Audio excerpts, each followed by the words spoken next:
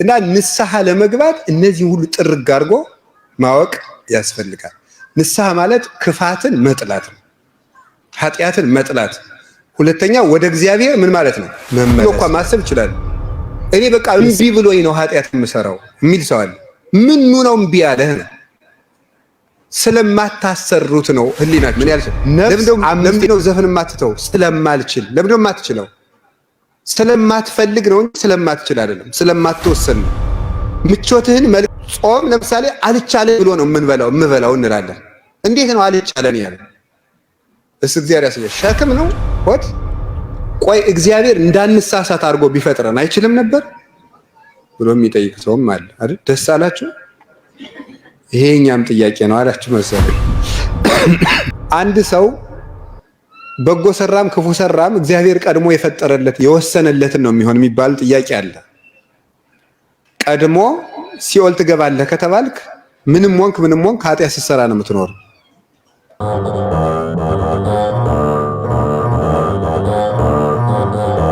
ንስሐ መንፈሳዊ ፍቹ ምንድነው? እስካሁን ያብራራ ነው በመዝገበ ቃላዊ ፍቹ ነው።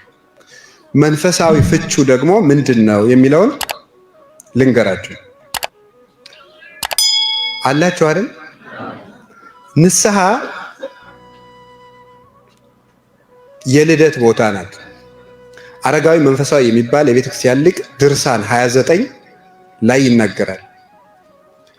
ወበከመ አዳም ስጋዊ ወለደ ደቂቀ እምሔዋን በአምሳሊሁ በአለመዚያሁ ከማሁ ክርስቶስኒ ወለደ ደቂቀ በአለመዚያሁ እምከርሰ ንስሐ ወጥምቀት ይላል።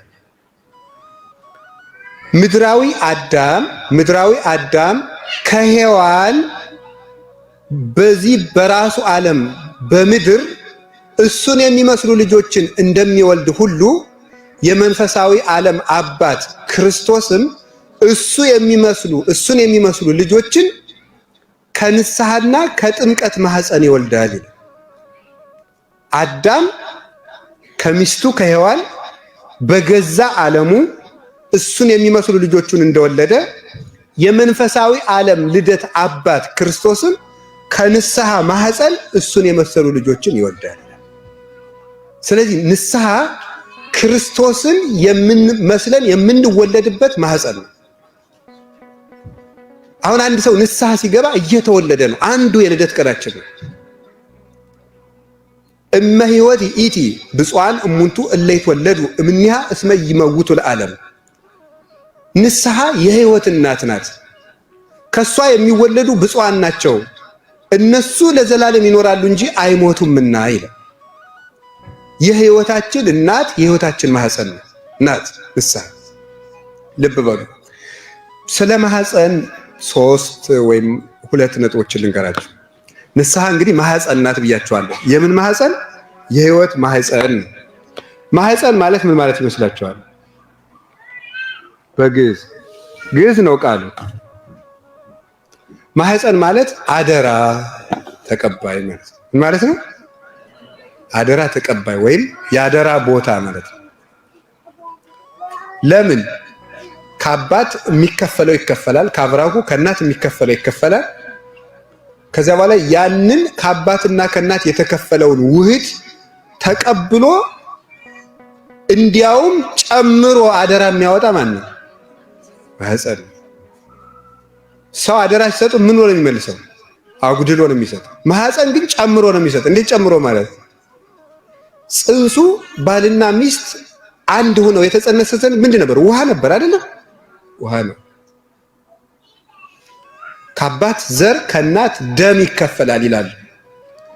የኛ ትምህርት የእናንተ እንቁላል ይላል። ችግር የለም። ዋናው መግባባታችን ነው። ደም የሚለው በኋላ ግብሩ ነው ይላሉ ሊቃውንት። በኋላ ግብሩ ማለት ሴቶች ልማድ አንስት ሆኖባቸው በወር ከነሱ የሚገኘው ነገር ለምንድን ነው? ለጽንስ የተዘጋጀው ነገር ለጽንስ ሳይሆን ሲቀር የሱ መፍረስ ነው። እንደዚያ ነው ሰዎቹ የነገሩን የእናንተ ዘመዶች። ስለዚህ ከአባት ደም ከአባት ዘር ከእናት ደም ይከፈልና ይዋሃዳል። ያ ውህድ ውሃ ነው። እንደገና ያን ከዚያ ቦታ ነው፣ ከዚያ ከተማ ነው እጅ ተበጅቶለት፣ እግር ተበጅቶለት፣ አይን ተበጅቶለት፣ ጆሮ ተበጅቶለት፣ አይምሮ ተሰርቶለት አሳቢ ሰውዬ የሚመጣው ማለት ነው። አሳቢ ሰው ይመጣል እና ንስሐ ተመልከቱ። ይሄ ውህድ ወደ እናት ወደ ሴቷ ማህፀን ሲቀመጥ ምንድን ነው? እጅ የሌለው እስኪ በሉ፣ እጅ የሌለው በሉ፣ እግር የሌለው፣ ጆሮ የሌለው፣ አይን የሌለው፣ አይምሮ የሌለው ወደ የት ይገባል? እሱ ወደ ማህፀን ሲወጣ ምን ይዞ ይገባል? እጅ ይዞ በሉ። እሺ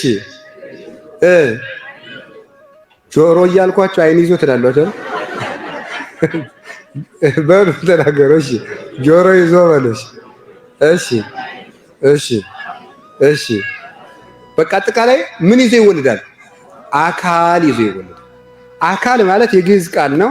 አካል ማለት ዘአክል ማለት ነው። በቂ ማለት ነው። ምንድነው በቂ ማለት?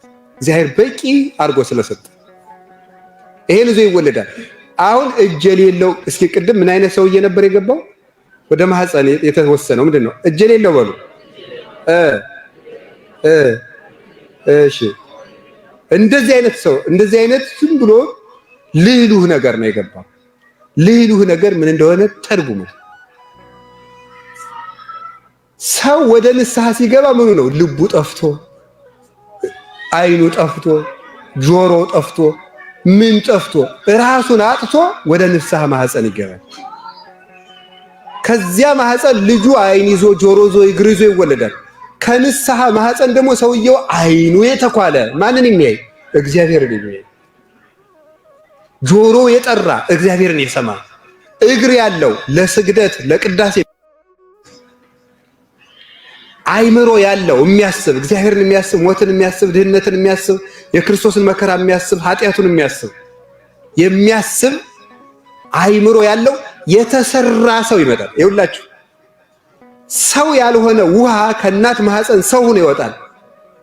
ሰውነቱ ፈርሶ ሰው ንስሐ ይገባል። ንስሐ ውስጥ ተሰርቶ ሰው ሆኖ ይወጣል። ንስሐ እንደገና የምንሰራበት ከተማ ነው። እንደገና ነው የሚሰራን እግዚአብሔር። አይዟችሁ የፈለገ የፈራረስን ሰዎች ብንሆን ንስሐ ውስጥ ተሰርጠን ጥሩ የእግዚአብሔር ከተማ ሆነን እንወጣለን። ሌላው ከቃሉ ጋር ናችሁ።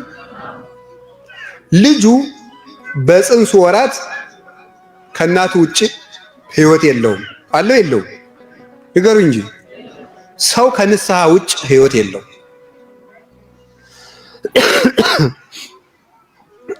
በማህፀን ውስጥ የሚያገኘው ምግብ አለ።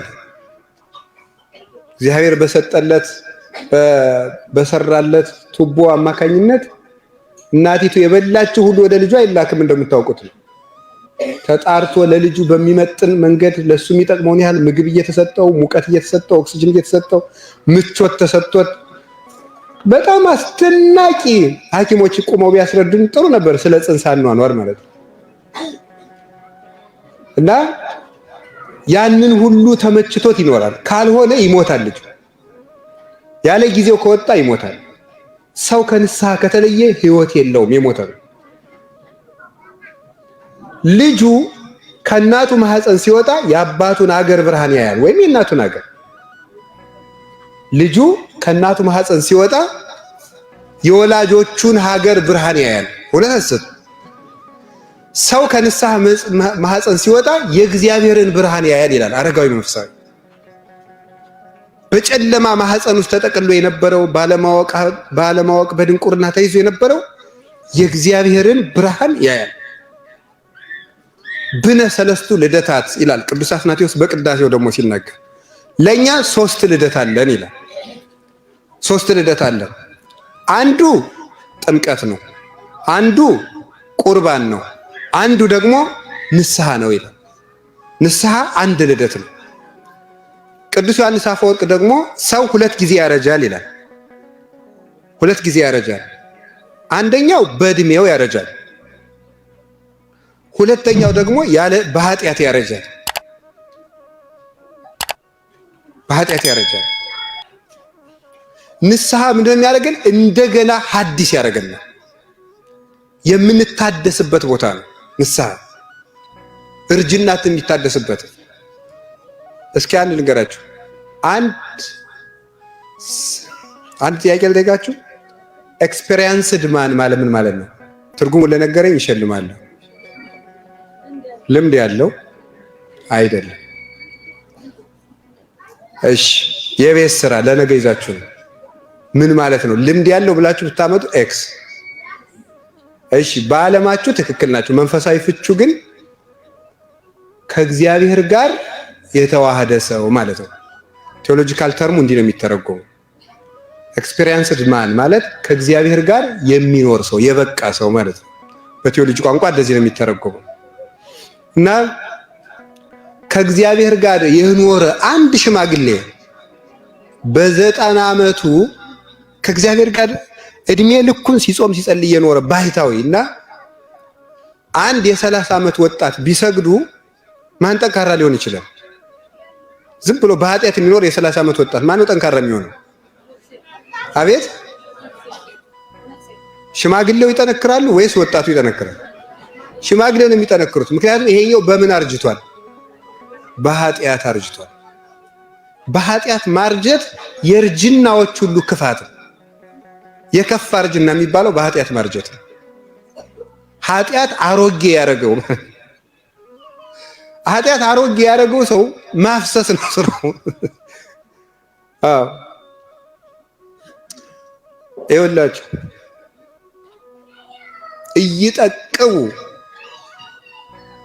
ደርገ ንጹሃ ውስተ ልብስ ብሉይ ወይት ማላ ይላል። ምን ማለት ነው? አዲስ ልብስ አሮጌ ልብስ አዲስ ልብስ ከአሮጌ ልብስ ላይ አይሰፋም ይላል። እናንተ እንደዚህ ለብሰ ሰፍታችሁ ስለማትለብሱ ምሳሌው እንግዲህ አሁን ለወደፊቱ በምን ልንመስለው ነው? ይሄን መጽሐፍ ቅዱስ አሮጌ ልብስ ቢኖር የተቀደደ ልብስ እናንተ ሲጀምር እስኪቀደድ ልብስ አትለብሱም መሰለኝ። የተቀደደ ልብስ አለ፣ ያረጀ በጣም የተቀደደ። እዚያ መሃል ላይ እንዲሁ በሞቴ ስሙኝ፣ መሃል ላይ አዲስ ልብስ አምታችሁ ብትሰፉበትና ቀዳዳውን ብትደፍኑት ምንም ያደርግ ይመስላችኋል? ይከብደውና ዙሪያውን ቀዶ ዞት ይወጣል። ይከብደውና የኃጢአት አሮጌ የሆኑ ሰዎች ቤተክርስቲያኑ ሲመጡ ብዙ ነገር ይዘው ነው የሚወጡት። ይዘው ይወጣሉ። ከባዶች ናቸው ለብዙ ነገር ይዘው መውጣት። ሁልጊዜ ምንድናቸው? ይሄ ድሮ ቤት ሲሰራ ደንጓሪ፣ አነዋሪ የሚባሉ አሉ። ደንጓሪ እነዚህ ተቀጥረው ነው በነገስታት። ይገርማል እኮ በነገስታት ዘመን ቤተክርስቲያን ሲሰራ ደንጓሪና አነዋሪ የሚባሉ አሉ። ደንጓሪ የሚባለው የሚገጥመው ነው። አነዋሪ የሚባለው ደግሞ አይ ይሄ ብዙ ጥሩ አይደለም እየተከተለ ኮሜንት የሚሰጥ ነው፣ ቤቱ እንዳይበላሽ ማለት ነው። እነዚያ ባለሙያዎች ናቸው። ይሄ ግን ሳይኖረው ነው የሚያነውር። ቁጭ ብሎ ዝም ብሎ የሚተች ሰው አለ። ቁጭ ብሎ ትችት ሲሆን አይኑም ጆሮም የሚነቃለት ማለት ነው። እንደዚህ ባይደረግም የዕለት ውዳሴ ማርያም ሳይደግም ተነስቶ አቡነ ማትያስ አጥፍተዋል ይላል። እንግዲህ እኮ አይደረስ እኮ አንድ እሑድ አስቀድሶ ያውቅ ብፁዕ አቡነ ግን እዚህ ላይ ልክ አይደሉም ይላል። እኔ ለዚህ ሲሆን እውቀቱን የት እንደምታመጡት አንድ የሰባኪ ቀልድ አለ። የሰባኪ ቀልድ ምንድነው? ጾሙ ሊቀነስ ነው ተባላሉ እና ይሄ ቁርጥ የሚባል አለ አይደል? አዲስ አበባ አሁን እንኳን ሰው ቁርጡን ቢያውቅ ይሻለዋል፣ ተወዷል። እና እሱን ጠረጴዛ ላይ አጋድሞ እየበላ እንደዚህ ብሎ አተጾሙ ሊቀንሱ ነው ይንኩት የማያንጾ ያለ ይበላል። በራሱ እየበላ ግን ደግሞ ጠበቃ ነው ለቤተክርስቲያን።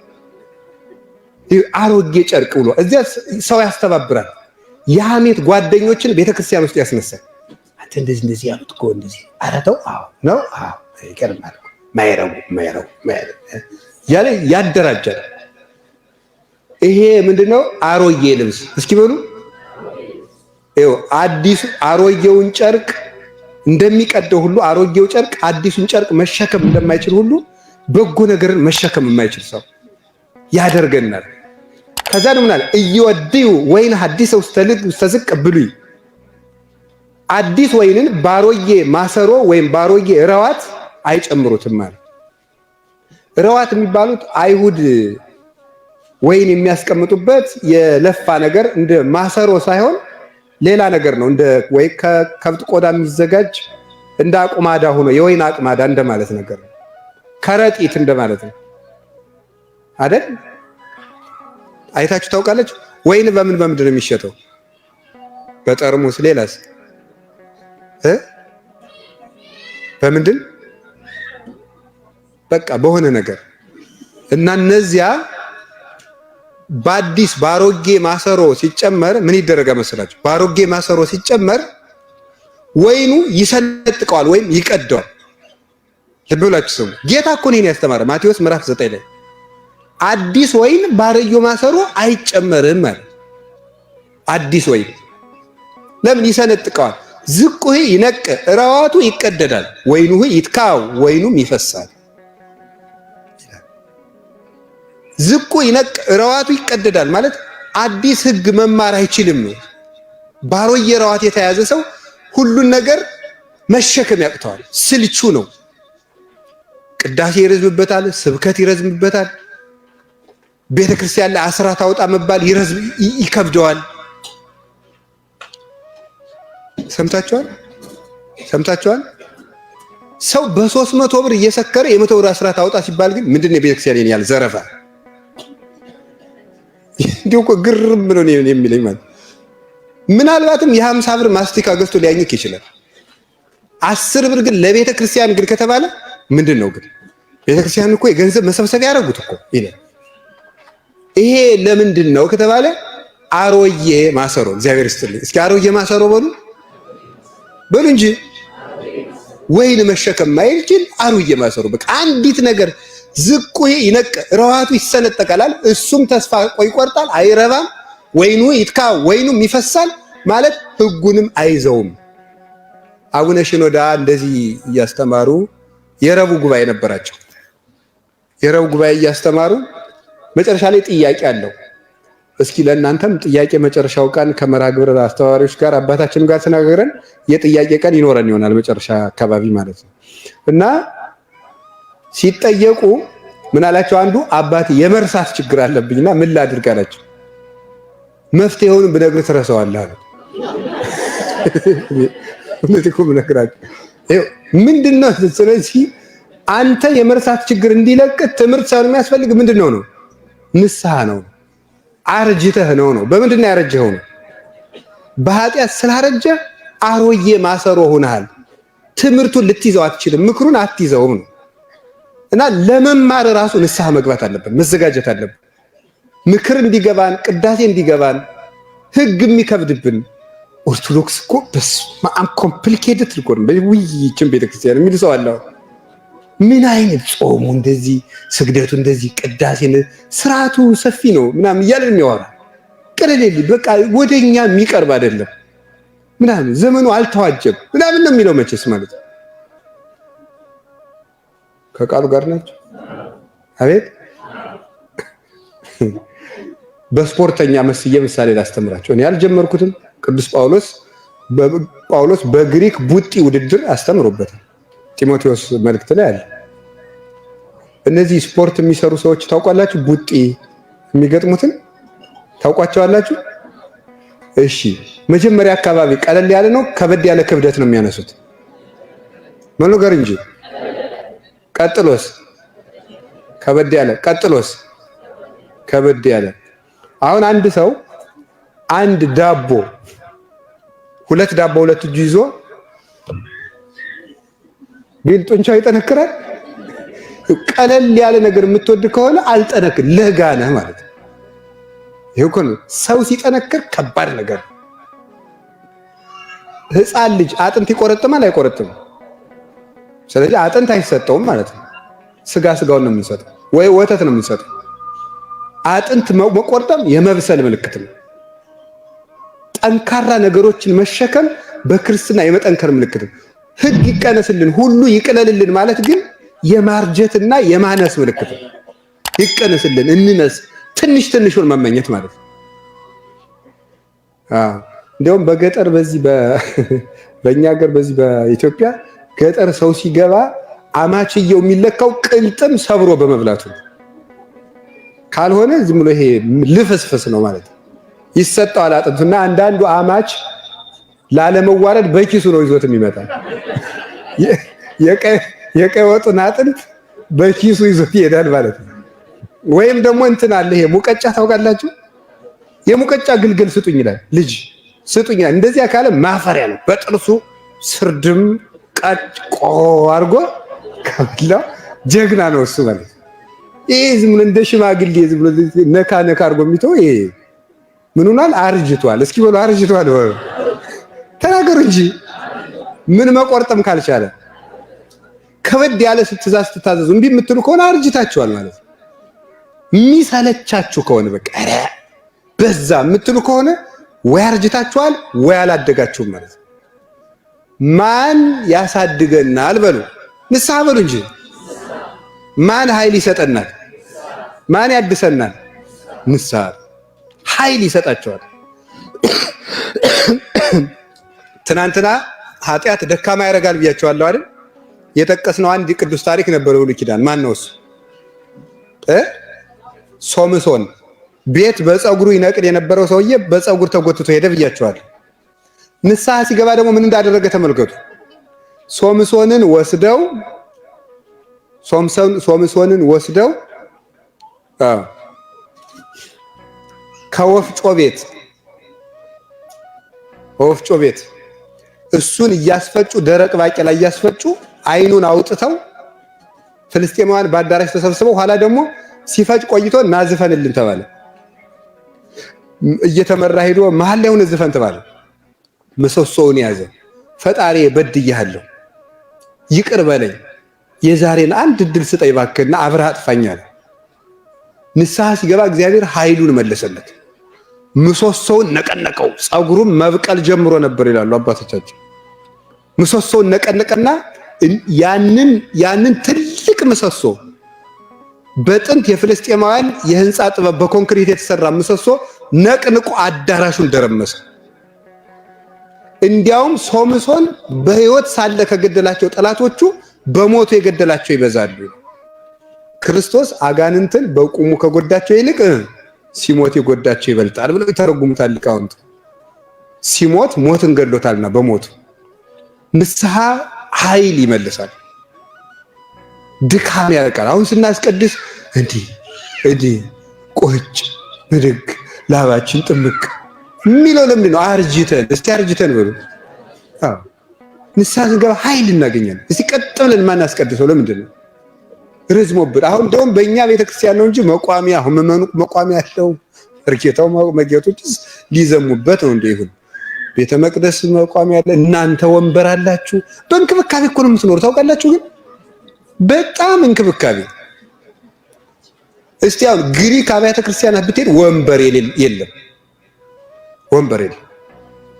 ወንበር የለም፣ መቋሚያ የለም፣ አይፈቀድም። እኛም ቀጥ ብለን ማስቀደስ አለብን ክርስቶስን እያሰብን። ለምን ይደክመናል? ቁጭ ቅዳሴው ሲያበቃ ተመስገን። ለምንድን ነው እንደዚህ የምንለው? አርጅተን እግዚአብሔር በንስሐ ያድሰን። እስኪ በሉ ወከመ ንዋየ ለብሃት ቀጠቅጦሙ ይላል መዝሙር 2 ላይ ሲናገር፣ እንደ ሸክላ ትቀጠቅጣቸዋለህ ይላል። እንደ ሸክላ ትቀጠቅጣቸዋለህ ማለት የሸክላ ሰሪ ልታድስ ስትፈልግ ምንድነው የምታደርገው መሰላችሁ? አሮጌውን ሸክላ ታቀጠዋለች፣ ታደቀዋለች፣ በደንብ ታደቀዋለች፣ ልም ይሆናል፣ ዱቄት ይሆናል። በውሃ ትለውሰዋለች። ከዚያ በኋላ ትሰራዋለች። ምን ታደርገዋለች? በእሳት ትተኩሰዋለች። ከዚያ በኋላ አዲስ ሸክላ ታወጣለች ማለት። እኛም አሮጌ ሸክላ የእግዚአብሔር ሸክላዎች ነን ይላል ቅዱስ ጳውሎስ ሮሜ ምዕራፍ 2 ላይ ሲናገር፣ የእግዚአብሔር ሸክላ ነን እኛ። በኃጢአት ስናረጅበት እግዚአብሔር ይቀጠቅተናል። በምን? በፍቅር በትር ልቡናችንን ይሰብረዋል። በውሃ ይለውሰናል ማለት እንድናለቅስ በንስሐ ያደርጋል። ይሰራናል፣ እንደገና የፈረሰውን ህይወታችን ያዘጋጀዋል። በእሳት ይተኩሰዋል፣ በፍቅሩ ያጠነክረናል። በመንፈስ ቅዱስ ጸጋ ያበረተናል። እሱ ግን በመንፈስ ቅዱስና በእሳት ያጠምቃቸዋል የተባለ እሳት የተባለ መንፈስ ቅዱስ ነው። መንፈስ ቅዱስ ጠንካራ ኃያል ያደርጋል። ይሄንን የሚሰጠን ንስሐ ነው። ስለዚህ ንስሐ የምንወለድበት የምንታደስበት ነው። ከቃሉ ጋር ናችሁ? እግዚአብሔር ሁላችንንም ያድሰን። ነብዩ ኤርምያስ አቤቱ ዘመናችንን እንደቀድሞው ምን በል ይላል? አድስልኝ ይላል። ክፉ ዘመን አለ የለም ወገኖች? አለ አይደል? የለም። ክፉ ዘመን ምንድን ነው? ፀሐይ ነው? ክፉ ፀሐይ አለ የወጣው? ክፉ ዝናብ አለ? ምንድን ነው የሆነው? ዓመተ ምሕረት የሆነ ሰውዬ ነው እንዴ? ይሄዳል። የት ነው የከፈው? ክፉ ዘመን የሚባለው ማን ነው? ሰው በሉ እንጂ። ስለዚህ ዘመን የሚታደሰው ማን ሲታደስ ነው? ሰው ሲታደስ። እንደው የቀድሞው ዘመን ያምጣልን። የቀድሞው ዘመን በባቡር ይምጣ፣ በመኪና ነው፣ በአውሮፕላን ነው የሚመጣው? ሰውዬ ነው እንዴ? የቀድሞው ዘመን እኮ የቀድሞው ህይወታችን ነው። እኛ ስንስተካከል ነው ዘመን በጎ ሆነ የሚባለው። ንስሐ ይሄ ነው። ከቃሉ ጋር ናቸው? እሺ። ንስሐ መስዋዕት ነው። ሁለተኛ ትርጉሙ ንስሐ መስዋዕት ነው። መንፈሳዊ ፍቹን ነው የምነግራችሁ። ንስሐ መስዋዕት ነው።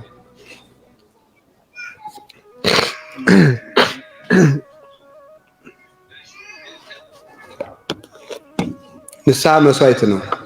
መስዋዕት ማለት ምንድነው ተብሎ መንፈሳዊ ፍቹ ሲተረጎም መስዋዕት ማለት የሚወዱትን ነገር ለእግዚአብሔር ብሎ መተው ማለት ነው ብሎ ይተረጉማሉ ሊቃውንት። መስዋዕት ማለት በሉ የሚወዱትን ነገር ለምሳሌ አንድ ሰው የሆነ አሳይመንት ስራ ብሏችሁ ሌሊት ስትሰሩ አድራችሁ ጠዋት ስታስረክቡት በጣም አመሰግናለሁ ምን ተረፍ ስለምን እንቅልፌን ሳክሪፋይ አድርጌ የሰራውልህ ምን ማለት ነው? የምወደውን እንቅልፌን ምን ብዬ ነው ትቼ ማለት ነው። ስለዚህ መስዋዕት ማለት የሚወዱትን ነገር ለእግዚአብሔር ብሎ ምን ማለት ነው? መተው ማለት ነው።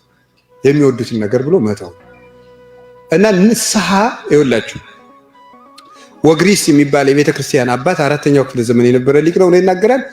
ለእግዚአብሔር ሺህ ኮርማ ከማረድ በንስሐ አንድ እንባ ማልቀስ ይበልጣል ይላል። 1000 ፍሪዳ ከማረድ 10,000 ከብቶችን ከማረድ። ለምሳሌ አሁን ቤተክርስቲያን ትሰራላችሁ እናንተ አይደል? ቤተክርስቲያን ትሰራላችሁ፣ ብዙ ስራ ትሰራላችሁ። በእውነት እግዚአብሔር በሚያውቀው ይሄ ሁሉ ነገር እናንተ ስላላችሁ የተደረገ ነው፣ ጥርጥር የለውም። ግን ከዚህ ሁሉ በላይ እግዚአብሔር የሚፈልገው ምንድን ነው? ንስሐ ስትገቡ ነው ደስ የሚለው። 10 ሚሊዮን ቢሊዮን ትሪሊዮን ኳትሪሊዮን ዶላር ከምትሰጡት አሁን ንስሐ ብትገቡ ለእግዚአብሔር ውድ ስጦታ ትሰጡታላችሁ። ለእግዚአብሔር ውድ ስጦታው ሰው ነው። ስለዚህ ንስሐ መግባት መስዋዕት ነው። አንድ የምንወደውን ምን እንተዋለን? ኃጢአት በሉ ማለት ምንድን ኃጢአት የምንወደውን ኃጢአት መተው ነው። አንድን ነገር መተው ካቃታችሁ ጥያቄ ጠይቁ። አንድን ነገር መተው ካቃተን ምርጫ ማቅረብ ነው። ከእግዚአብሔርና ከዚህ ነገር ብሎ መምረጥ ነው። እግዚአብሔርን ከወደድኩ ይሄን ነገር መተው አለብኝ። ምርጫ ነው። ንስሐ ምርጫ ነው። እግዚአብሔርን እመርጣለሁ ብሎ መምረጥ ነው። ከዚያ ለመረጡት ነገር ደግሞ ዋጋ መክፈል ነው። ንስሐ እሱ።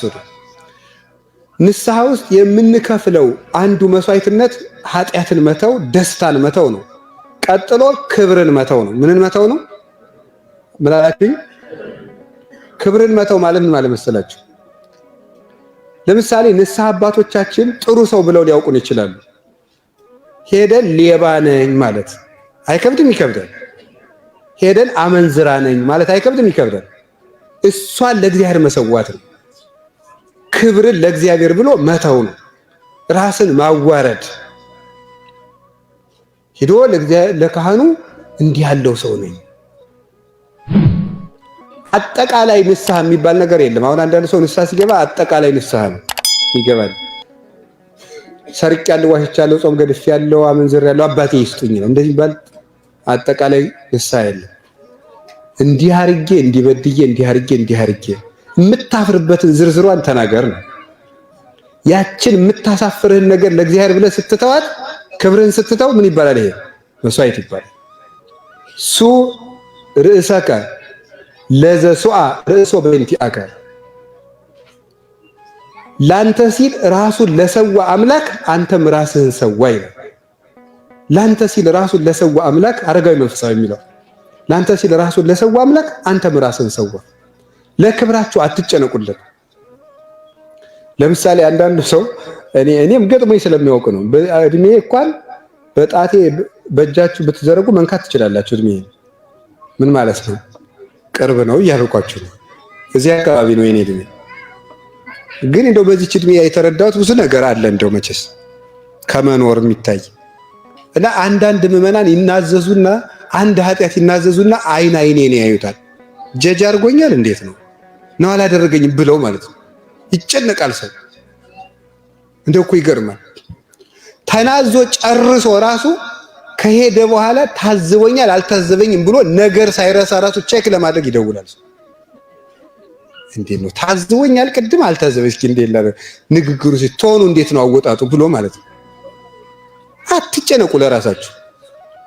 እግዚአብሔርን በድለ ነው የለ እንዴ? አንድ ተራ ሰው ፊት ብትዋረዱ ቁም ነገር አይምሰላችሁ። በንጉሠ ሰማይ ወምድር በእግዚአብሔር ፊት እኮ ጨርቃችን አውልቀን እንታወቃለን። እንደ ስጦ ተሰጥተን ነው የሚያውቀን እግዚአብሔር። ሰው ነው ለብሰን የሚያውቀን እግዚአብሔር። እርቃናችን ያውቀናል፣ ባዶአችንን ያውቀናል። የውርደታችን ላይ አይቶታል እኮ እግዚአብሔር። ምን አስጨነቀ? ቅዱስ ዮሐንስ አፈወርቅ ይላል ማቴዎስ ወንጌል ሲተረጉም፣ አንተ ሞኝ በአንድ ቄስ ፊት መዋረድና በእግዚአብሔር ፊት መክበር ይሻላል። በአንድ ቄስ ፊት ላለመዋረድ ብለህ በእግዚአብሔር ፊት መዋረድ ይሻላል ይላል። ራሳችንን አዋርደን መናገር፣ ለክብራችን አለመጨነቅ። ቢያወራብኝሳ ቢፈር እንደውም አንዳንዶቹ ቀለል ያሉ ኃጢአቶቻቸው መጀመሪያ ተናግረው ቄሱን ፊቱን እያዩ ነው ወደ ኋላ የሚጨምሩት።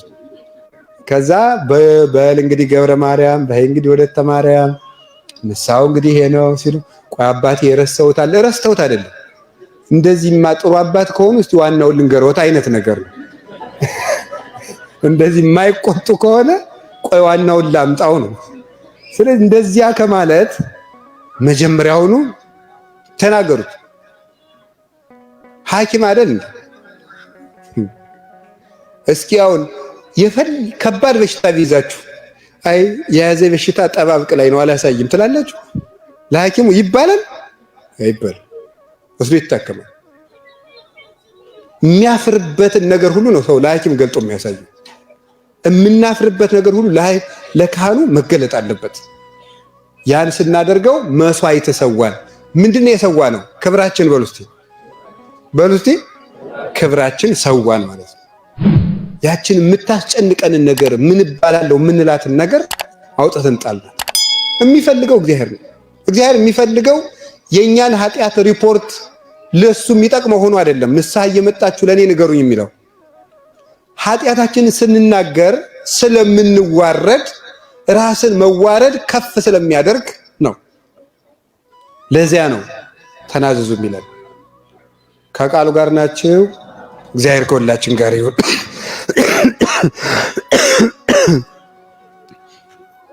እና አትጨነቁ። ግጥም አድርጋችሁ ዝም ብላችሁ ተናገሩ። ቄሱ አይታዘባችሁም። ቢታዘባችሁ ምን ጨነቃችሁ? እናንተ የምትናገሩ ለክርስቶስ ነው። እንዴት እንደሆነ በእርግጥ ነገ ከነገ ወዲያ ነገ እንነጋገርበታለን። አጠቃላይ ስንጠቀልለው ወይም እንደዚህ። ሶስተኛ ንስሐ ጠባብ መንገድ ነው። የማቴዎስ ወንጌል ምዕራፍ 7 ላይ ወደ ሕይወት የምትወስድ ጠባብ መንገድ ወደ ሕይወት የሚወስደው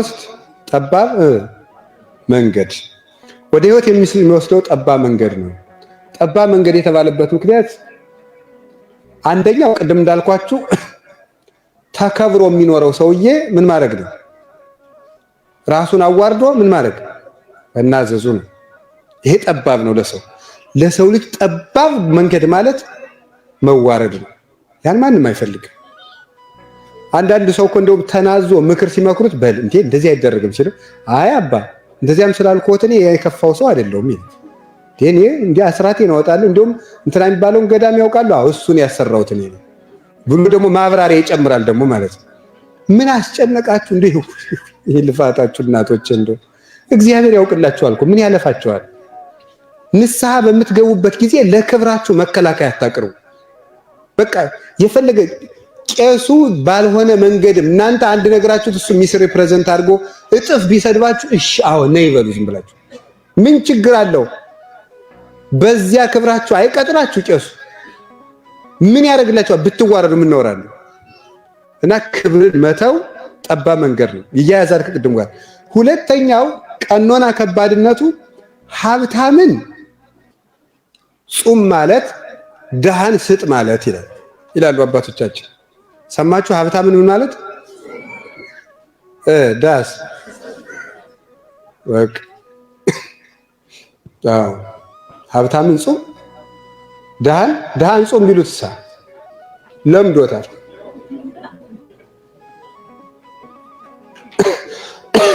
ሀብታምን ስጥ ቢሉት ምን ቀንስና ስንት ነው ስጠው ያሽብር ምንም አይመስለው። አሁን አንዳንድ ሰው አለ ብድግ ብሎ ንስሐ ለአባቱ እና ጉባኤ አለ ሲሉት አባ መዋጮ ካለ ይንገሩ ይደውሉልኝ የሚል ሰው እንዴው ማምላክ መግረፍ ነበር ልል አይደለም። እውነቴን ነው ነግራችሁ እንዴ በቃ እንደው በገንዘብ መንግስተ ሰማያት የሚያስተዳድር ነው የሚመስለው። መጀመሪያ እናንተ ነው መምጣት ያለባችሁ። በቃ እንደዚያ ከሆነ ጥሩኝ፣ የሚያስፈልግ ነገር ካለ ይንገሩኝ፣ ሁሉ ነገር ላይ ይጥሩኝ በቃ ብሎ ትምህርት አይመጣ፣ ቅዳሴ አይመጣ፣ አይቆርብ፣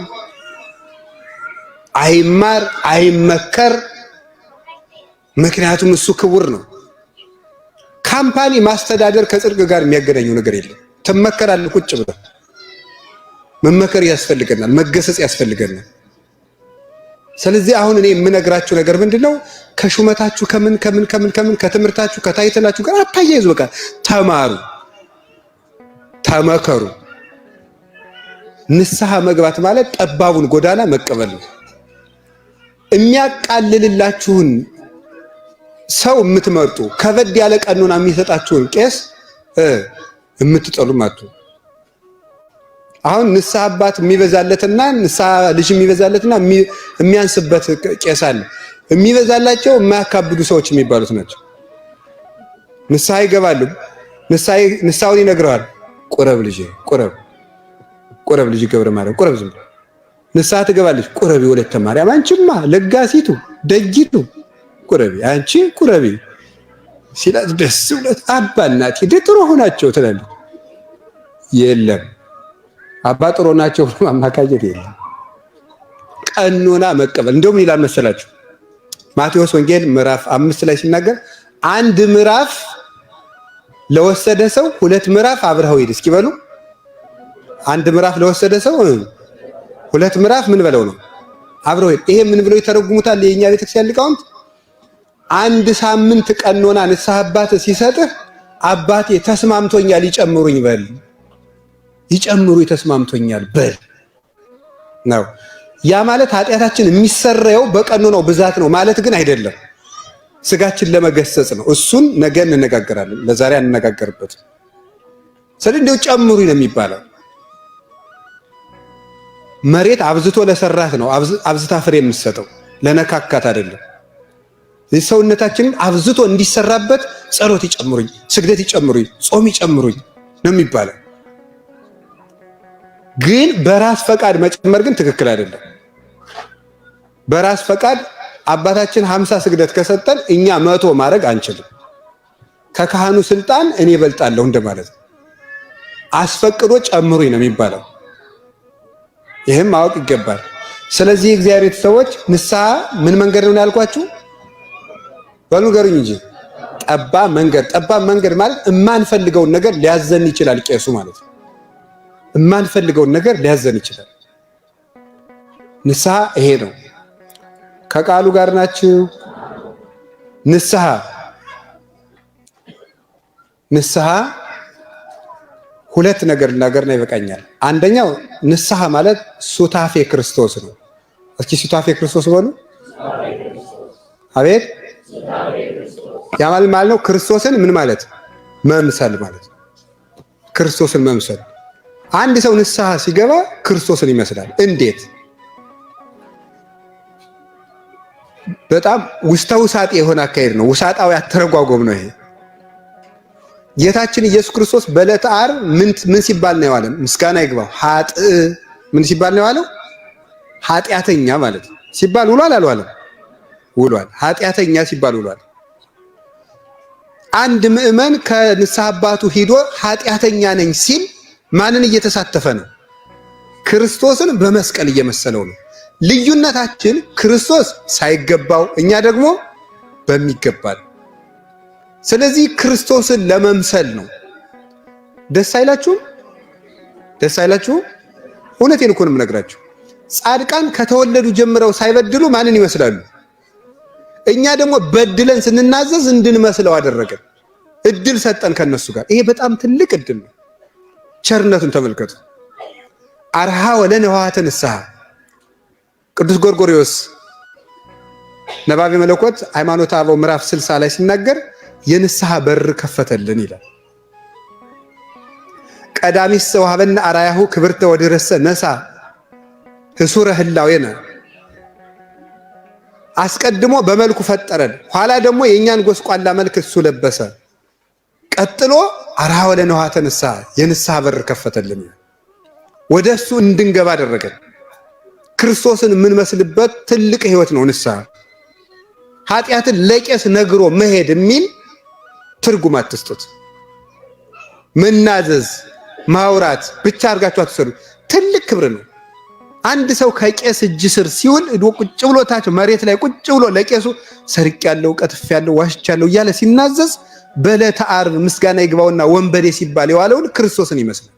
ይሳተፈዋል፣ ትሁት ይሆናል። ክርስቶስ በሊቃነ ካህናት እጅ ሲገረፍ እንደዋለ በቄሱ እጅ ስር ይውላል ይሄ ሰው።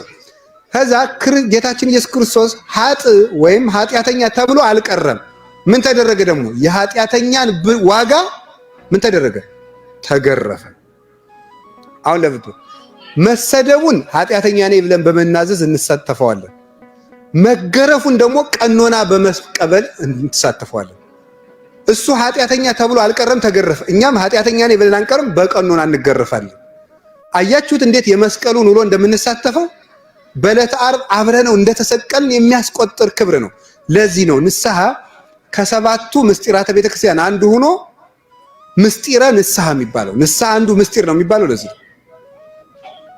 በዘመን ከቀረበን ቄስ እየተናዘዝን በዘመን ከራቀን ከክርስቶስ ጋር አብረን ተሰቅለን እንውላለን፣ አብረነው እንነሳለን አላችሁ።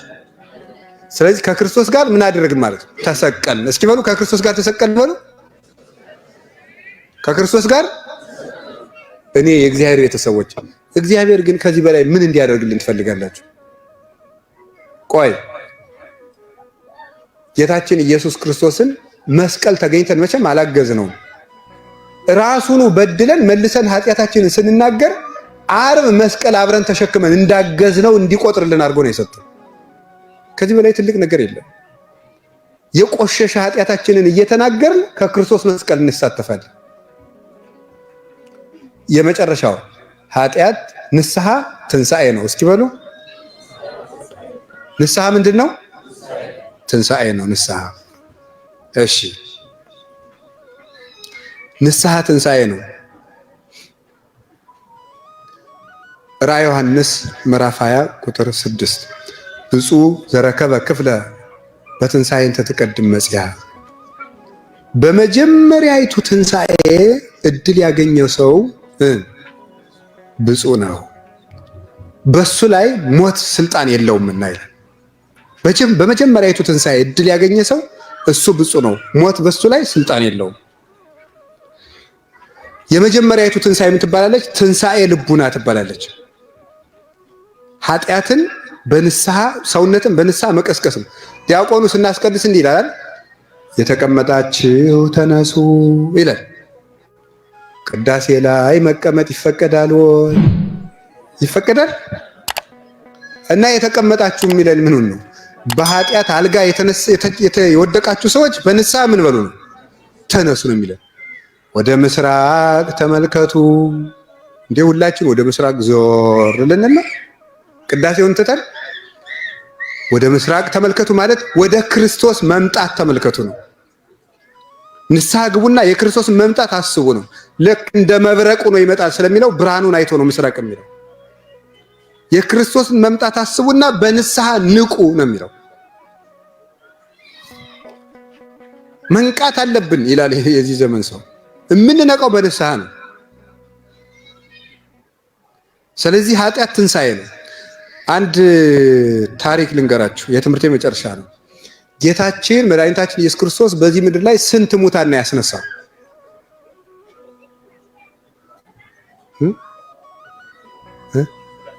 ሁለት። እሺ ማን ነው? አልዓዛርና ያቺ ልጅ። እውነቱን ነው፣ ያቺ ልጅ አልዓዛርና ያቺ ልጅ ስም የላትም። እውነቱን ነው። እሺ ሌላስ? ጌታችን ኢየሱስ ክርስቶስ በዚህ ምድር ላይ ሲያስተምር ያስነሳቸው 3 ሙታን ነው። ስንት ሙታን ናቸው? 3 ሙታን። አንደኛው ያቺ ልጅ ናት። የምሬ ነው። የማርቆስ ወንጌል ምዕራፍ 5 ላይ ከቁጥር 23 ጀምሮ እስከ 40 ያለችው ሴት የመቶ አለቃው ልጅ ናት። የመቶ አለቃው ልጅ ነው የሚላት፣ ስም የላትም። ብላቴና ነው የሚላት። ሕፃን ናት፣ ትንሽ ልጅ ናት እንዳትረሱ። ሁለተኛ ጌታችን ኢየሱስ ክርስቶስ ያስነሳው ጎበዝ ነው። ምንድን ነው? ወይም ምን ማለት ነው? ወጣት ማለት ነው። ወጣት። እሷ ምንድን ናት? ሕፃን። አሁን እሷ ያለው ደግሞ ወጣት። የሉቃስ ወንጌል ምዕራፍ 7 ከቁጥር 12 ጀምሮ ታሪኩን የምታገኙት ነው። የታሪኩ መጀመሪያ ነው። የመበለቲቱ ልጅ የአንዲት ድሃ ባልቴት ልጅ ወጣት ልጅ ነው። ወጣት ምን አላችሁ? ወጣት። ሶስተኛው ዮሐንስ ወንጌል ምዕራፍ 11 የምናገኘው ማን ነው? አልዓዛር ነው። አልዓዛር ደግሞ ጎልማሳ ነው። ስንት የእድሜ ደረጃ ታውቃላችሁ?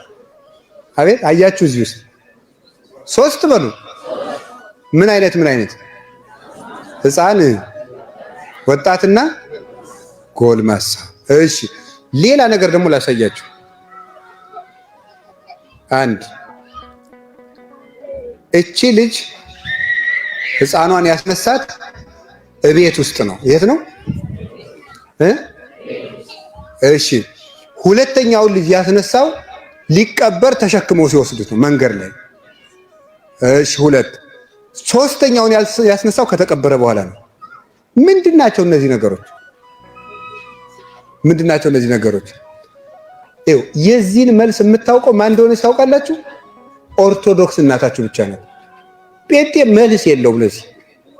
አልዓዛርን አስነስቷል? አዎ አስነስቷል። ያችን ልጅ አስነስቷል? አዎ አስነስቷል። ወጣቱን አስነስቷል? አዎ አስነስቷል። ለምን 3 ሰው ብቻ አስነሳ? እኔ ምን አውቃለሁ? መልስ የለም። እስኪ ጠይቁ፣ እንዳትጠይቁ